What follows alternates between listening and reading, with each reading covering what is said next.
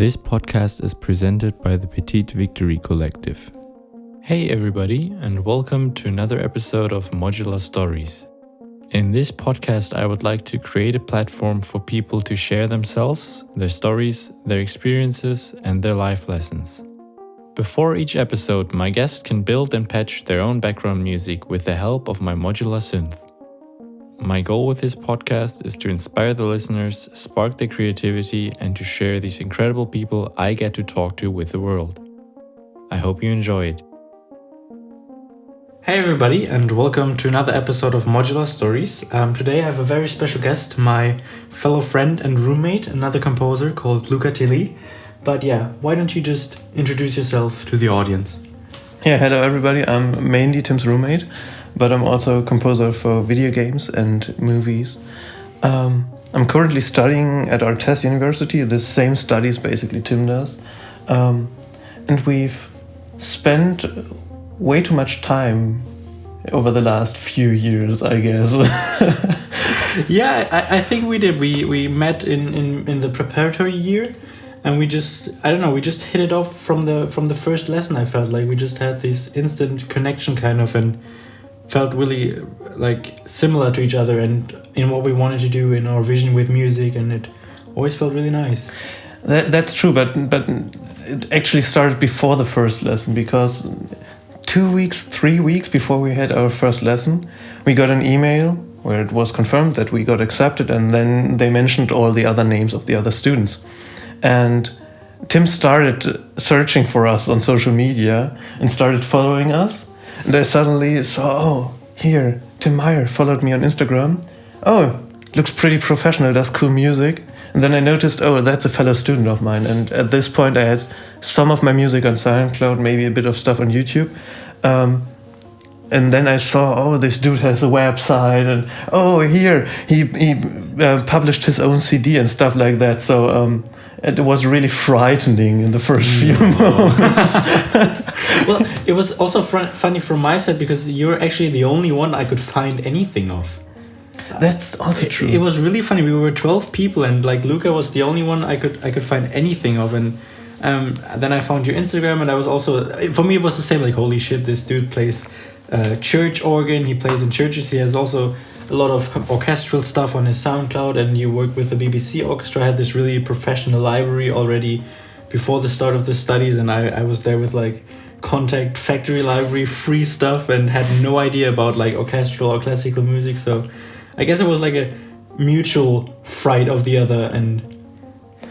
But that was really nice, because then came this mutual learning of each other, because you knew all this synth stuff and mainly did house and this synth wavy things before we arrived at Musicube, and I didn't know shit about that. And then I was able to learn from you so much about that, and that was really beneficial, I guess, that we had so different backgrounds. It really helped, and I felt like same for me. We also did this track together called Entering the Cave later on in the studies, and it was really funny to work together, because I also learned a lot from you about workflow, about working in Pro Tools, and like more orchestral production, and the whole orchestral programming I had no idea of, and I learned a lot. And I felt like it was also funny because now we kind of grew together in a way. Like, we got more similar, I feel like, in both our styles, and got a similar hobby in field recording, and we just grew together in that. And I think that's also really funny that we just melted in some degree. Yeah, that's true. Our music definitely got way more similar than it was 2.5 years ago. Way more. Yeah, no, that's true. But how did you actually like start doing music? What did you do, and how did you find yourself thinking about doing music as a study and as a career path? That's actually a really funny story, because I'm currently studying composition for film and theater. And I always, even as a child, really liked film music, because my parents listened to film music. And so I as a 5-year-old, I listened to the Pirates of the Caribbean soundtrack, and later I listened to the Dinosaurs score from James Newton Howard, because that was just the most epic stuff I could imagine. There's one track, Through the Desert, I guess. I have this huge percussion-based track with some ethnic vocals, and that was for quite some time the most epic track I listened to. And when my brother and I were 8-9 years old, we made up our own Star Wars characters and played, and then we put this on and had these huge battles in our mind. And then later on, I started listening to a lot of trailer music as well. So for the most part of my 13th and 14th year, I was listening to Two Steps from Hell and Audio Machine. And I mean, that was the time where they recently published Heart of Courage and Protectors of the Earth. So these really old 2014-ish badly produced trailer tracks. So the worst kind of trailer music, basically. But at this time it was just super cool, and it was used in all the TV commercials and in the Let's Plays you watched all on YouTube. Everywhere. You couldn't get around it, but it felt so cool to me. And I always wanted to learn an instrument, or not always, but when I was 10, 11, I was like, oh yeah, I might want to learn an instrument, maybe piano. But when I was 12 years old, we moved from North Rhine-Westphalia to Bavaria, which was 660 kilometers, which might not be much to the American audience here, but in Germany it's quite a distance. So I had to find new friends, and that was not really a good time to learn a new instrument. And finally, when I was 15, and my mother also wanted to learn the piano, and my dad wanted to learn the guitar for his whole life, and my brother as well. So we basically all started taking music lessons at the same time when I was 15. And my piano teacher at the time, who is still a really good friend of mine, studied composition for film and theater at ArtEZ. And I thought, oh, this is so cool. Now I can learn to play all the film music on the piano. And that's what I basically did in the beginning. So I learned to play Heart of Courage on the piano. Nice. I learned to play the Game of Thrones soundtrack on the piano.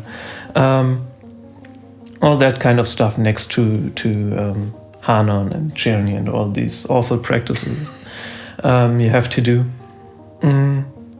And after 2 years, I guess, I started getting into composition. I wanted to write my own stuff. I wasn't really that passionate about just playing music for the sake of playing music. I really liked listening to music. And just this, I sit down and then I play the same piece for 2 hours non-stop, never really grew on me. So I started improvising, which I have to sidetrack there, because improvisation was always a really big part of the piano lessons I took. The first piano lesson I was forced to improvise on the piano, and I couldn't play the piano at that point. And Simon, my piano teacher, forced me to sit down on the piano, put on a Gladiator track, and was like, okay, now you can play all the white keys. Just play anything. Just try. And later with other tracks, but it started off with improvising to music, improvising to film music. And so I improvised over the years, and after 2 years I started forming my own compositions, and it grew concreter. And I started asking, can you explain this to me? I had no real understanding of music theory at that point. I had a kind of an understanding, okay, this is a major chord, this is a minor chord, this is a major scale, this is a minor scale. But what are church modes? How do you start a composition? What is a cadence? All those really basic music theory things I didn't know at that point. And then he started explaining, and I started writing 4-voice arrangements to start off, just the very basic tonic, subdominant, dominant, and tonic, and then looking for the voice leading, having no parallel fifths. And I started writing my own compositions on piano, and I also played them when we had some concerts from the music school. Nice. And then I started making music in GarageBand. Yeah. Which is a great starting point, but when you want to write orchestral music, and I really wanted to write orchestral music, GarageBand really sucks. Yes. You have some orchestral sounds in there, really well hidden under the piano tab, and then you can select strings or brass as a piano instrument. But that isn't really that joyful. So I asked him, okay, what can I do? I really want to write orchestral music. And then he told me about Pro Tools, because he was using Pro Tools as his main DAW. Yep. And he told me there are many others, but if you use Pro Tools, I can help you. So I got the free Pro Tools trial version, where you only could have 3 projects at a time, and where you couldn't load external libraries. So I was forced to work with Xpan 2. And I worked around this basically for a year, so I could only store 3 projects at a time. And when I wanted to start a new project, I had to finish another project and then delete it off my Pro Tools cloud. That's scary. That's really scary, and I always saved the MIDI, but you really think about starting a new project and finishing another project. And it was super fun, but it also sucked because, I want to write a brass part now, but I don't have good brass sounds. I only have those brass swells, so I basically only wrote brass swells for the first year. Yeah. And then he always told me, like, oh, dude, you need to get contact, you need to get libraries that have a good sound. You need to, otherwise you won't be happy. And after 1 year, I made the scary decision to spend $150 on a 1-year subscription for Pro Tools, and bought my first sample library, Avion 1 from Spitfire, as a starting point. It's not great, but it worked out for the time. And then kept going, and then I bought the perpetual license for Pro Tools a year later, and then I went on a spending spree with sample libraries. I got the BBC Symphony Orchestra from Spitfire basically right after the release, because our internet was really shitty. I had to order it on a hard drive because it's 600 gigabytes. And when I wanted to download a game, which was 20 gigabytes, I let my PC run overnight because otherwise it wasn't bearable. And then I calculated, okay, you basically have to download for 1.5, 2 weeks non-stop. Fuck it, I'm going to spend those $150 on the hard drive.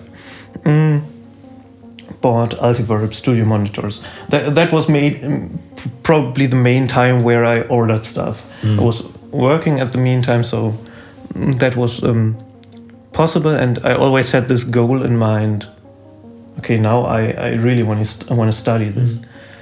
Up until 10th grade, I always imagined myself studying computer science or game engineering, and then working at a game company basically for the rest of my life, and just going through the ranks, getting my own team, maybe having your own small projects. But in 11th grade, I suddenly had this moment where I was sitting on my PC, and I knew, it's actually possible to study this, and I really like making music, and I really need to try this now, otherwise it will always be stuck in my mind.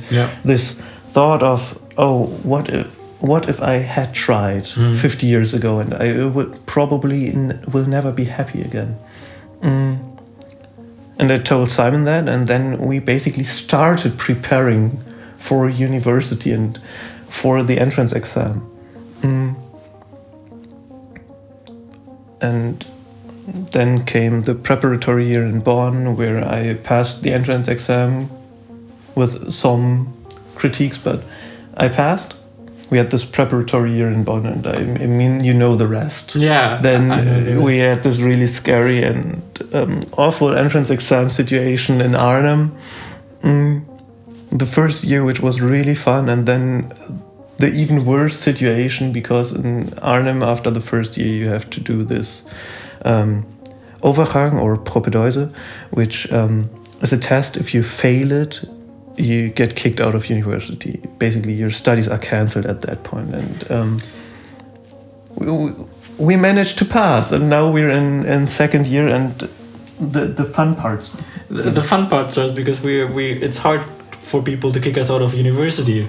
That's true. But yeah, thank you so much for sharing your story. That's a lot to take in and a lot to like go off of. But I think for the first thing, it's really beautiful that you stuck with it, and that you really that this passion developed through so much time, and you just dove deeper into it and just started, and it just went on, and you spend more money, and you need this now, you just have always something to like do and to evolve with, and I think to develop yourself, and I think that's a big part of it as well. And what I also like is you talked about that before as well, that you thought about doing game engineering, and you're a big fan of video games, of course. And I think what is funny is that you still do that for some sort. You still work with people in game engineering, of course. You had beautiful projects that we can talk about as well already. But you also, for example, we had to do a percussion piece in school. And for that, you build basically a whole mini game where you can walk around and listen to your percussion piece in 3D space, and build this whole thing in Unreal in a video game engine, basically. Yeah, and that is really great, because some days I really struggle with that.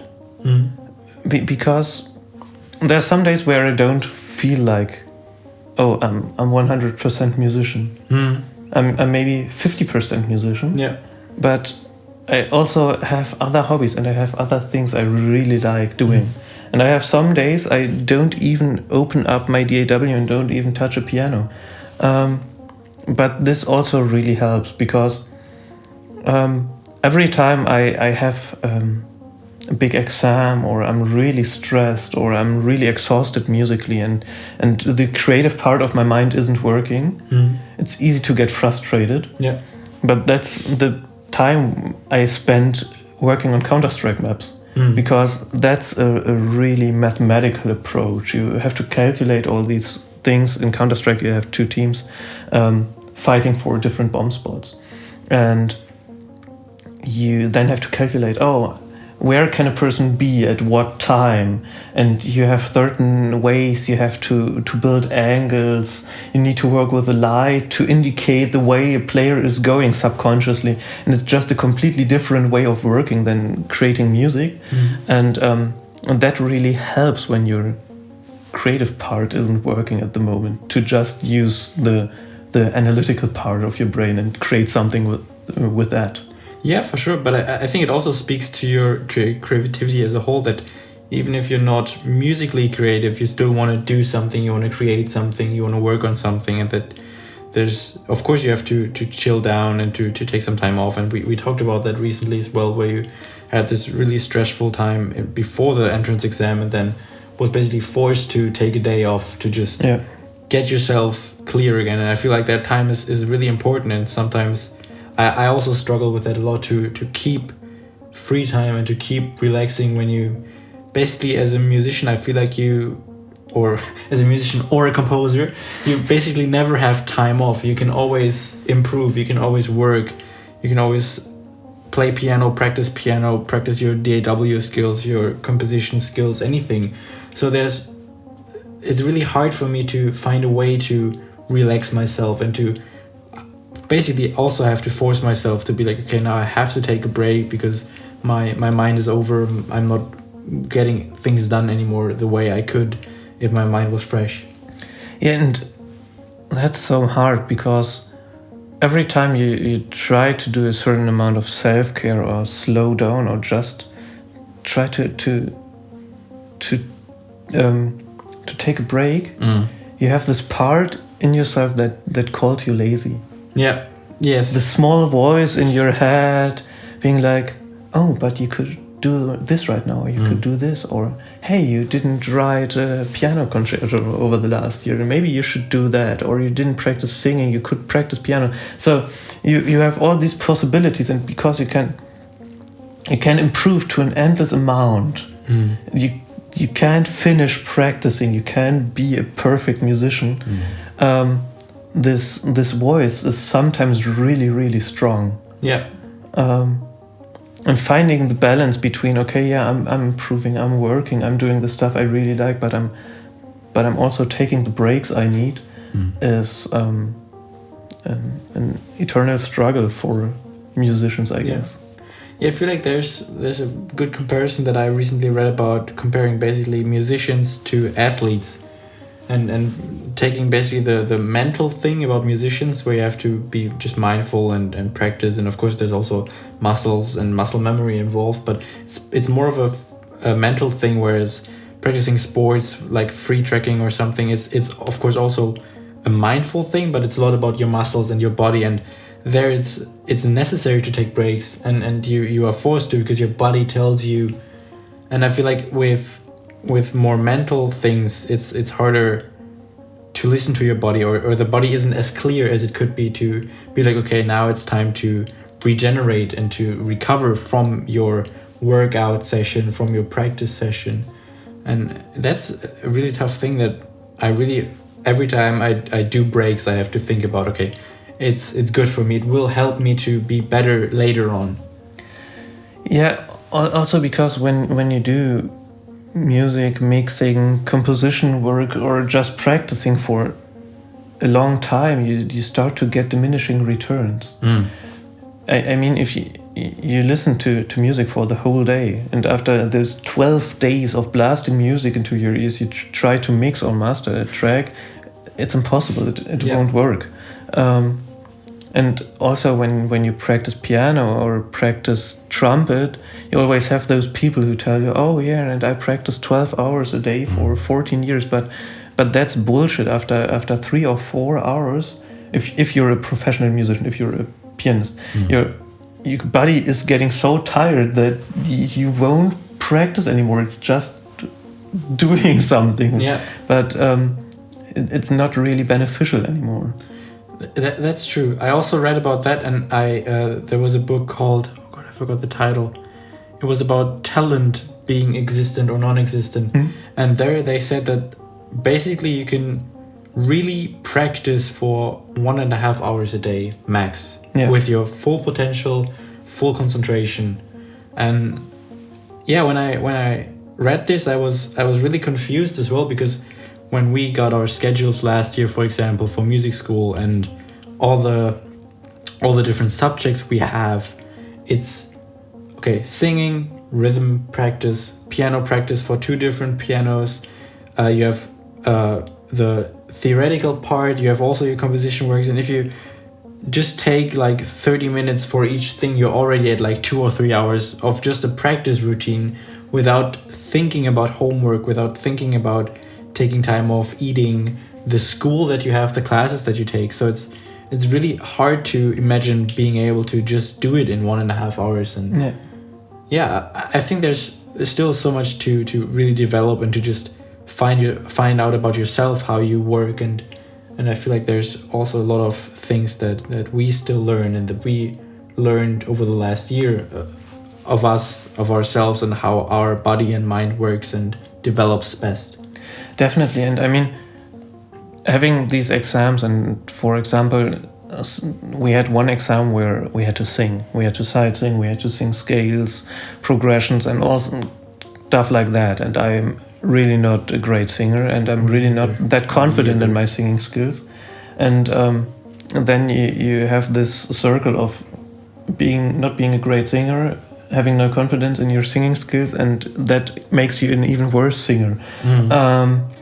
And being put into these situations where you really have to work on yourself, not only on your skills, but also on your I really hate the word, but on your mindset and on your mental image of yourself, is really extreme to some degrees. It's really, I totally agree with you. I had that situation when I failed the first entrance exam, because I had a panic attack, because I was so nervous, and this pressure of, okay, I need to get into this school because all my friends are now there. I wanna go. It was so hard on me that I got a full-on panic attack, and I just couldn't do anything. And then I had this 4-week period of basically having to redo it and retrain myself. And I feel like I practiced a lot, but I feel like the most important thing was getting my mind ready again. And there I totally agree with you that it's maybe just as important as the physical part, and the ability to sing is just the confidence in yourself and the mindset, as you said, of being able to sing and to being able to be confident enough in yourself that you trust your body and that you trust yourself that you can do this.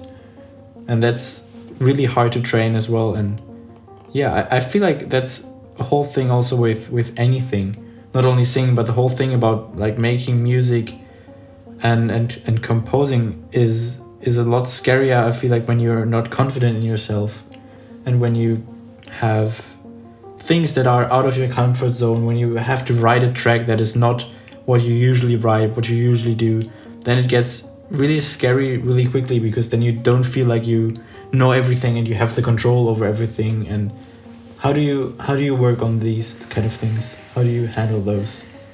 Normally, I get thrown into these situations and then I just try to roll with it. And yeah, it's pretty scary every time again. I had the great situation that I was forced to write out of my comfort zone for the most part of the last year. It started off one year ago, where friends of mine studied game design in Munich and later on in Bradford. And I wrote the music for all their game projects. And most of the time they had a 2-month, 3-month period where they were working on a game, conceptualizing everything. I was working on the music, and in the end we threw it together and got quite good results. And they got really good grades. And last summer they asked me to write music for a 90s dystopian game. It was based on a graphic novel written by Simon Stahlenhag. He is a Scandinavian author who writes stories about what if we had robots in virtual reality in the 90s, and it basically fucked our whole society. So I had to figure out how to put that into music, and even worse, there is a series based on one of his other books, and the music was written by Philip Glass. So I not only had to conceptualize the music, but I also had to take into account what another composer, and a really famous and big composer, wrote. So I started researching, what makes 90s, and I know we wrote about it, and in the end I basically built a 2-hour Spotify playlist with songs from the 90s and maybe from the 80s as well. It's a development. My father noticed all the 80s songs. I was like, oh yeah, Falco, and he was like, wasn't that 83? And I was like, yeah, actually. And then I could start to wrap my head around, okay, what do I need to put into the music to give it at least this charm of the 90s? And then I started writing and conceptualizing. And in the end it turned out great, but in the first moment it was really daunting. And even worse, for the next project, they worked together with Andy's Man Club, which is a suicide prevention organization in Great Britain, who have these meetings where men can come and talk about their life, basically. It's just getting people to talk about their life so they don't kill themselves. And they wanted to create a game which was uplifting but not overly happy, and touch the theme of depression, but with this positive look, with this hope. It can get better, and it will get better. You just need to start somewhere. And we talked about the music, and normally I write really more of the sad and dark kind of music, and then they told me, okay, the music shouldn't be sad and the music shouldn't be dark, and we thought about maybe having some jazz or a bossa nova. And I never wrote jazz or bossa nova in the past, and I mainly write sad music, so I had to figure out, okay, how do I suddenly write uplifting, positive bossa nova. And yeah, it might not be the greatest bossa nova that was written ever. I'm pretty sure that it wasn't. But it worked out in the end. It helped the game, and I learned a whole lot about writing positive Latin music. Yeah. And the process. And I think that is great. Just try it and believe in yourself to some degree in those situations. I think you can be overconfident. I had this really awful situation once where I said that I would play piano for a theater piece.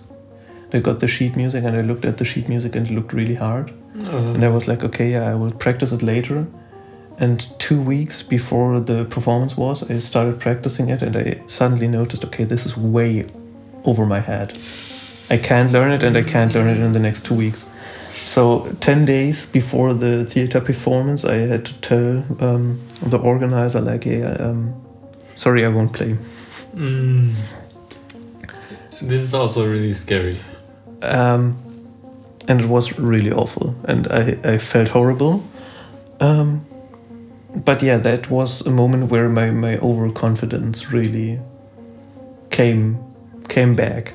But I think that's also all right to accept, and I feel like it's maybe even more courageous to just be honest with yourself there and be like, okay, I cannot do this, and I have to tell them, because otherwise the performance will be bad and I'm gonna ruin it. So I think it might be even more courageous to just be like, okay, I'm sorry, I cannot do this.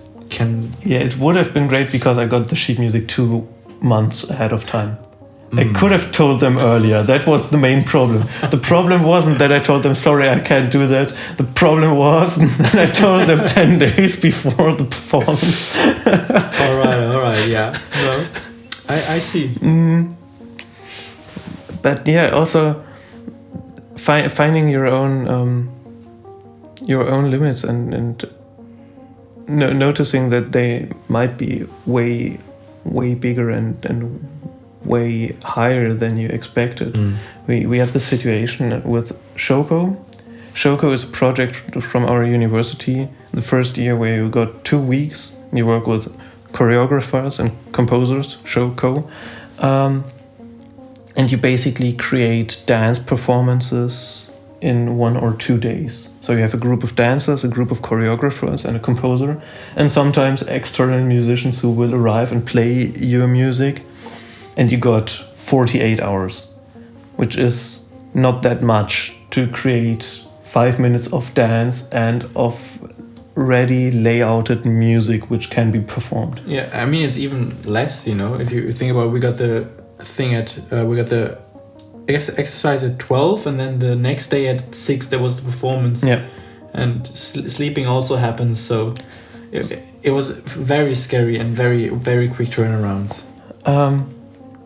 But the great thing is, when you get thrown in these situations, you stop doubting yourself, because you are forced to stop doubting yourself. You just need to roll with it. You come up with an idea, and that's the idea. Yes. You can't wait 2 days for a better idea, but this is the idea, and you need to turn it into something good sounding. And that works, and the results were really impressive. What some people created in those short time spans was amazing. And also this experience for yourself was really important, because when you work as a composer, when you write music for film mainly, and for TV even worse, you sometimes have really quick turnarounds. You only have 2 weeks to score a feature film, and if you're at that point, you should have a certain level of trust in yourself, because otherwise you're completely yes. Yeah, no, completely. It's scary, but I feel like that's also something that you just build up over time. And I think we had this year of preparatory year where we already had a chance to kind of gain confidence in ourselves, and I think it's just gonna be easier from now on. And now you have the experience with Shoko where you're like, okay, I can do 5 minutes in a day or in 2 days, so let's try the next thing. And I think it's good, also just gonna happen naturally from now on, that we just more and more get thrown into stressful situations that we have to deal with. Oh, and the nice part is, and that's something I'm currently learning, and I learned over the preparatory year and over the first year at university. It's okay to write shitty music sometimes. Everybody has a week where they write completely awful music. Everybody has this situation. Nobody is able to write better music than before every time. Sometimes you have music that just simply sucks, and that's okay. Mm-hmm. And knowing that this is okay really helps yourself, because otherwise you have this fear. What if I suddenly stop writing music I like? Yeah. What if I suddenly lose my creativity? And if you know, okay, but it's normal that you have a week where your music sucks. It really helps getting through this time. For sure, I totally agree with you. Yes, I also had that last year a few times where I had the same feeling where I felt like, okay, it's not good. But I also in the preparatory year, because there we basically had to write one piece of music each week, and so there I really felt like, oh, this week was really bad, this week is better.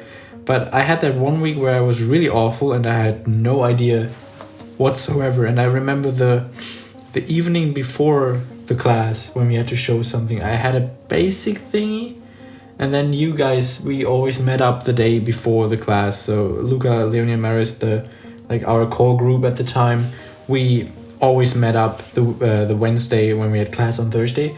And I remember that I just threw the idea at you guys, and you guys basically developed melody and everything. So what I realized there is, for me, it was really okay and helpful to ask for help, to ask for, can you help me, can you write a melody? And especially in those times, it helped me to also kind of gain more confidence in myself, but just this thought of, okay, I don't have to do it alone all the time. It doesn't have to be me doing everything. It really helps, because there's so many great people out there, so many great musicians and composers that are there and that you know. And I feel like, especially when I'm struggling, when I don't know, it's really helpful and really great to have people around you that you can also trust, and I can just give you a cue or a whole film or anything and say, hey Luca, can you help me with this? Can you write this track? Can you do this or that? Because I know that I can trust you and that you will help me with anything you can.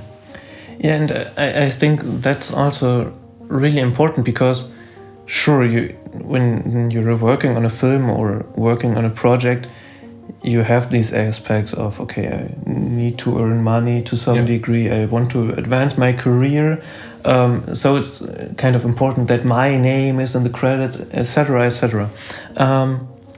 But when you just look at the project, sometimes it really helps if you get other people to help you out with certain parts where you struggle, where you're not the best. I mean, in hindsight, it would have maybe been beneficial if I would have gotten a friend of mine who's really into Latin music to help me out with writing the bossa nova, to create better music and to bring the best result to the project. But I think you also did that in a way because you recorded saxophone for the thing, because you thought about programming it, but then was like, okay, it's just gonna be worse if I program, because I can never program this well. Yeah. And I think that's a great thing, because for me, music or especially composing should never be about having competition or being against each other and this person is better than me, this person does this, but just this really nice community of having people around you that do great things that you can rely on and trust to and hop on projects when you need them is really beautiful.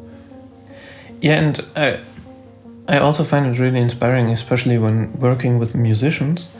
You have this idea in your mind and you write it down and you program parts of it in your DAW, and then you get a piano player, a saxophone player, whoever, can bring their expertise and their passion to advance your music. That's just a really beautiful process, because when you get a musician in the studio, they are with all their heart to help you to create your best music. And that's what I found out over the last year. I started recording more and more musicians during the first year of the studies, and I noticed that I not only really like the process of being in the studio with musicians and recording people, but also that it helped my music.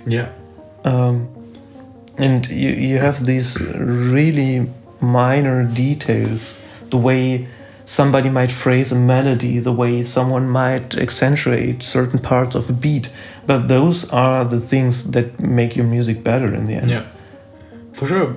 And I think that's also a really nice process, because you kind of get your ego away, and you have to like make room for having the piece as the overarching thing, and the thing that it's just gonna be better if I do this, and like it's not losing your confidence, but stepping away from this role of I have to do this, but it's about the music in the end. And I feel like that's a really beautiful and magical process, and it's being in the studio with musicians and just recording your piece or somebody's piece is just always beautiful. Yeah, and having a good grip on your own ego as a composer is also really beneficial for yourself. Because if all the confidence in yourself and all your self-worth comes from the way people perceive your compositions, you're in big trouble, especially as a film composer. Oh yes. Because then you're going to have a really bad time. I had this situation where I wrote a track for a project, and I was really proud on the track. I worked on it for over a month, 5 minutes of music. That's not a good quota of time for music. And I started cleaning up the production, started mixing, and I thought, oh, okay, I'm here. I'm going to show a preview to the game designer. Because normally you wait until you got a good mix, because otherwise people might decline the music just because the mix is meh. But I thought, oh, I'm really confident in this. I can send it to him, then he can say, oh, I really love it, and then I will just finish up the production. And I sent it out, and I heard nothing. And then he was like, oh yeah, now I finally listened to it, and I wrote down some feedback, want to hop on a Discord call. And we hopped on a Discord call, and he basically told me that I completely missed the point of the music. And that the music wasn't working at all. And now you suddenly have the situation that you have this music you're really proud of and you're really happy with, and somebody tells you, yeah, but it isn't working. And you have to start over. And that's tough. It's so tough. And if you define your own self-worth by those moments, it's getting even tougher. Yeah. But I think that's also a point where you have to step away from it a bit and look at the bigger picture, because I listened to the track that was before, and I know the final version, and they're both great pieces of music, and I wouldn't say one is necessarily as just a piece of music better than the other, but it's just what the track is about this character, about this League of Legends character that your friend did for his bachelor piece, but it just didn't work for the piece. It's not about you, it's about that piece of music, but it gets personal really quickly sometimes when you're really proud on a piece, and you really have to be careful on not being too proud of your pieces and stepping away and then being like, okay, this is just a piece of music and it's not about me here, it's just about how this works for whoever I'm writing this track for. Yeah. That is scary, but I think also a big point of what we have to learn to be able to just sustain ourselves and not get lost in depression or in anything. Yeah, and I mean, after he gave me feedback on the piece, I basically sat down and I had a really bad evening and a really bad next day, and then I was finally able to start over to some extent. But the problem is, as a composer, you don't have the complete picture. You don't have all parts of this project in mind. You just mainly focus on the music. You're the music expert. So you can write good music, but if it isn't working for the project, and if you, in my case, I wrote sort of a dark and really moody track, but it was meant to be more magical and was meant to focus more on the, let's explore the world, let's overcome our fears. But the overcoming part was missing. It was more focused on the fear. Yeah. And then it's not working. And then you have to start over for the sake of the project. For sure. It's really a whole process that you have no idea of sometimes, with how many things are going on in the background and what it might not be. And there I feel like it's really important to have a good connection with the director or the game dev, whoever is part of the project, and really trusting each other. And I feel like, especially in creative industries and working together, you really have to trust everybody that is on the team to do their best. And then I think you get the best results if you communicate a lot and if you can be really honest about each other and about the work. Because you had a immense feedback session, and I feel like in the end it probably saved the project for that, because it just is how it is. But if you guys weren't this great friends and knew your connection, maybe somebody wouldn't have been as honest as possible, or the project itself would suffer from it. And that's something really important. And I mean, the project is now huge. Like the video of the character went viral, and it has so many views, and it's really beautiful. 400,000 views right now on YouTube, which is for a small project, really amazing. And I'm really happy that I was a part of it. Yeah, it's awesome, and it works so well, and the music fits really great as well. And I think now you really like hit the point, or hit the nail on the head, or however you say that. But it worked so well, but it took a second attempt, and it's fine that it did. Also, although it is really, really scary.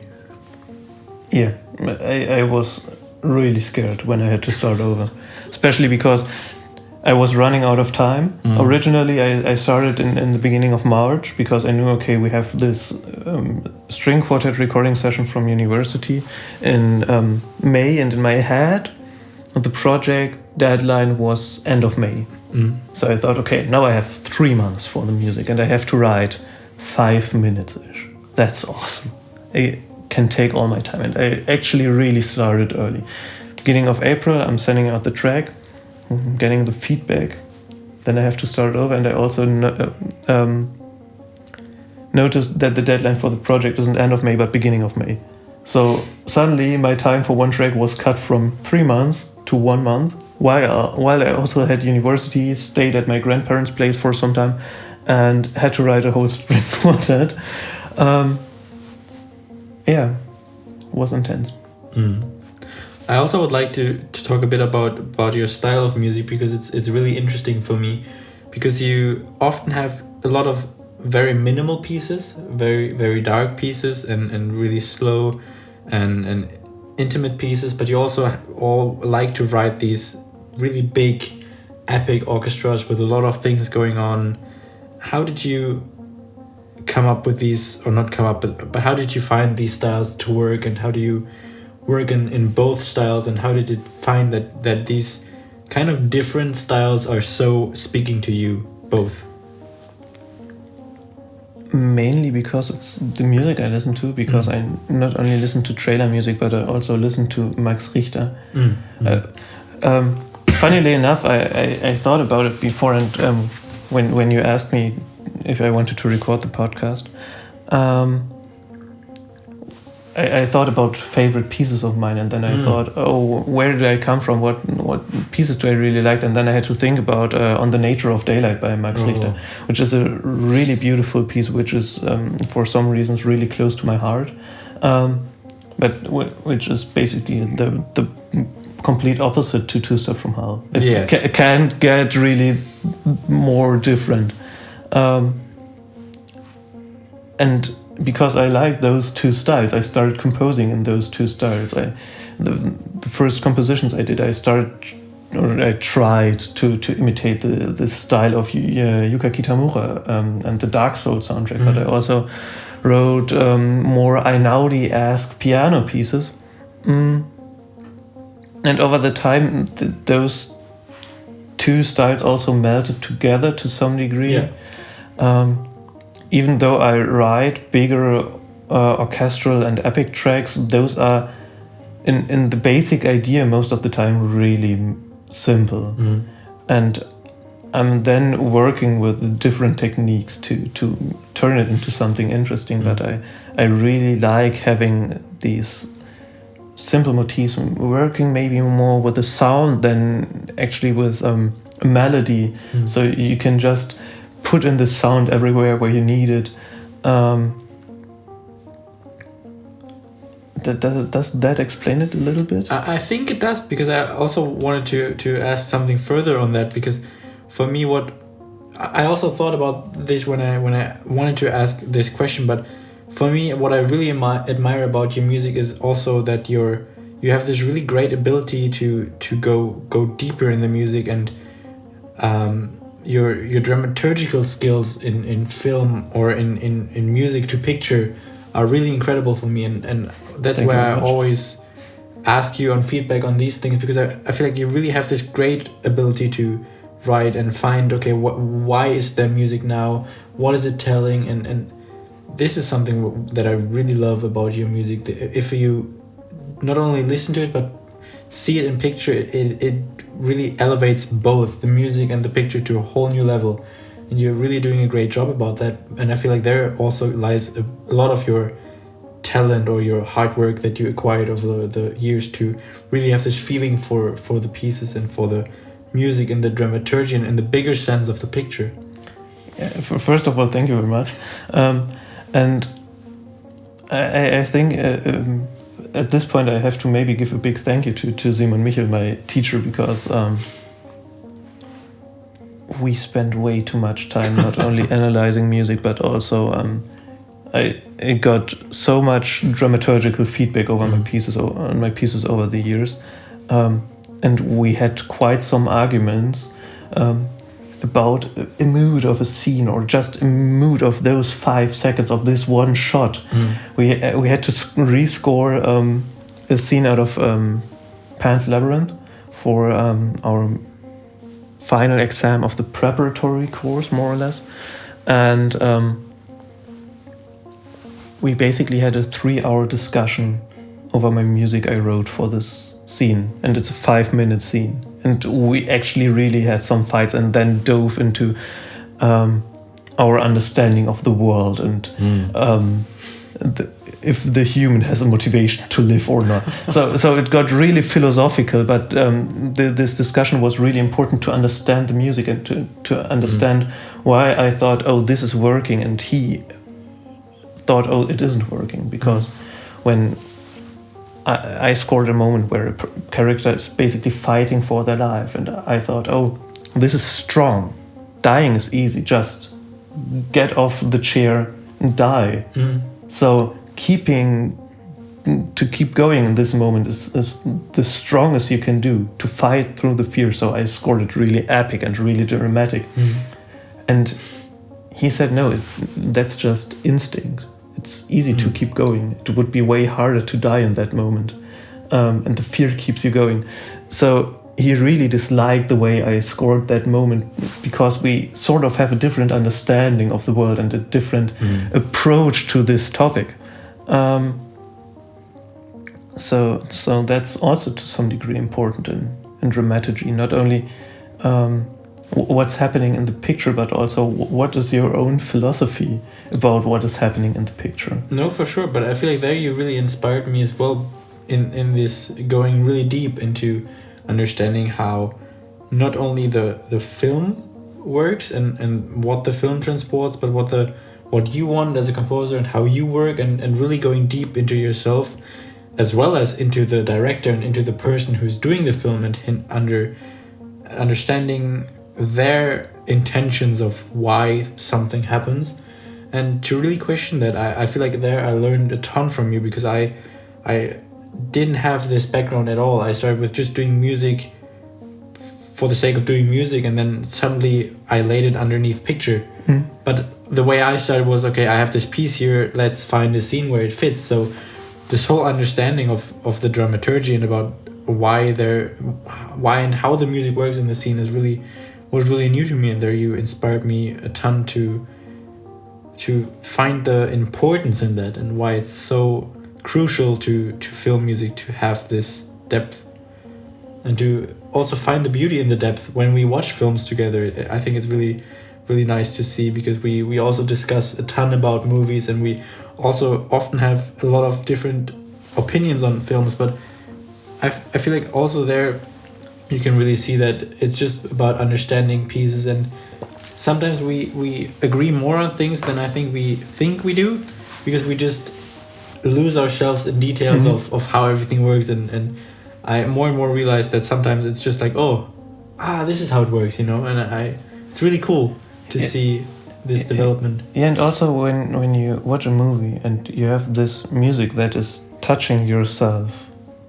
that might be because in this moment your emotional state or your view on the world is resonating with the one of the composer or the director, and sometimes that might not be. Sometimes the person who wrote the music might have a completely different understanding of the world than the listener, and then the music is not working for the listener. But I think that's fine, because we're 8 billion people now on Earth. It's really hard to write music that works for everybody. Yeah, but I also think it doesn't have to be that. It's alright if you agree and everybody on the team agrees, and if you have a vision within the piece of art, in the film, in the game, in this TV series, in whatever way, as long as you understand each other the same from the team, it's okay if not everybody feels the same about it. Yeah, and I think that is the nice part. You can just make music that is resonating with you, and then you can put it out in the world, and then you might have this moment where somebody is understanding your music and is understanding how you felt in that moment. Yeah. And that is so beautiful, because music is such a great way to communicate emotions. That's the reason why you have so many people writing songs about their breakups and about the shit that is happening to them in their life and the problems they are facing, and not so many people just casually mentioning that. Because when you write a song or you write a piece of music, you make it you give the listener the chance to experience it to some degree. And yeah, I think it's good having this chance, and I think everybody should try to use this chance to put art out in the world, to make a statement, and to give other people the chance to understand them. That's beautiful. That's really, really beautiful. I totally agree. I have that a lot of times, that I have pieces of music that I really don't feel like, or that I listen to them as like, oh yeah, it's well done, it's alright, and then I come back like months later or weeks later, and suddenly it's like the best piece I've ever heard in that moment, because just I changed and I'm going through something else and through something different, and I feel like it's so nice to also have this ability nowadays to resonate with people through their music, as you said, but also to build up your own kind of catalog of film score. I feel like it is, at least what I'm doing, is sometimes I have playlists for certain moods that are just my comfort songs in a way, but it's like the score of how I see these moments now, and from that I also take a lot of inspiration into my film scoring approach, and it's really personal, and probably a lot of people won't agree with some of the songs in there, but there again I think comes the personnel or the person behind the music as in the composer. Yeah, and I think it can be really healthy to listen to music in different moods, because it tells you that you're not alone. If you're feeling bad and you listen to sad music, it feels good because you feel understood to a certain degree. And also, when you're happy and you listen to happy music, it might boost your happiness even more, because you know, oh yeah, this is genuine. I'm now allowed to feel this happiness. You know, and yeah, scoring your own life to that degree and giving you this comfort is really, really good and really healthy. And I mean, who isn't sitting in the car when they are sad and looking out in the rain while they are listening to some cheesy pop songs? I mean, come on.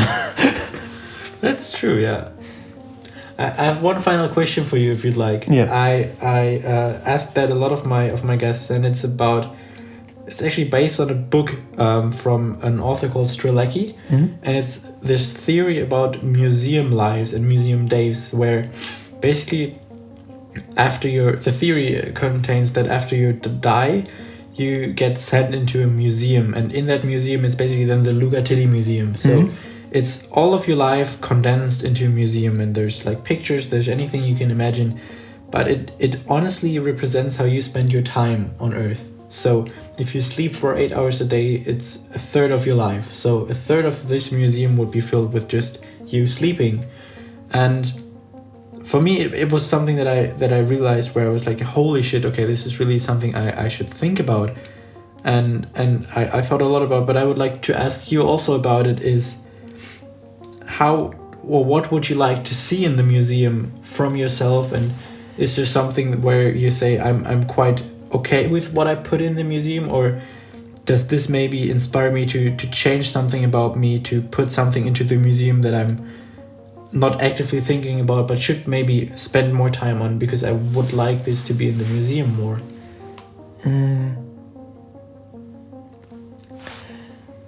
I think what is funny is that my museum probably would be a complete mess, because not only would you probably have a third of the museum being filled with me being asleep.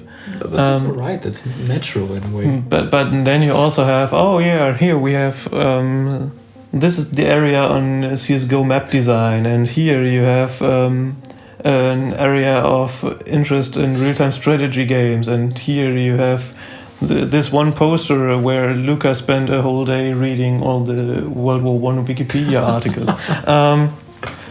But also music, and also the social stuff I did before moving here, where I worked in summer camps and stuff like that. And I think that's cool, but what I would love is really feeling it, that this is cool. Because, as I said before, and I sometimes struggle with that I feel like, I have so many things I like, and I sometimes have this sudden burst of creativity where I'm just digging into Unreal Engine for a week straight, not doing anything else, next to maybe taking a shower once or twice, and eating. That I'm really struggling with that, because I don't have this 100% focus. You, for example, have you're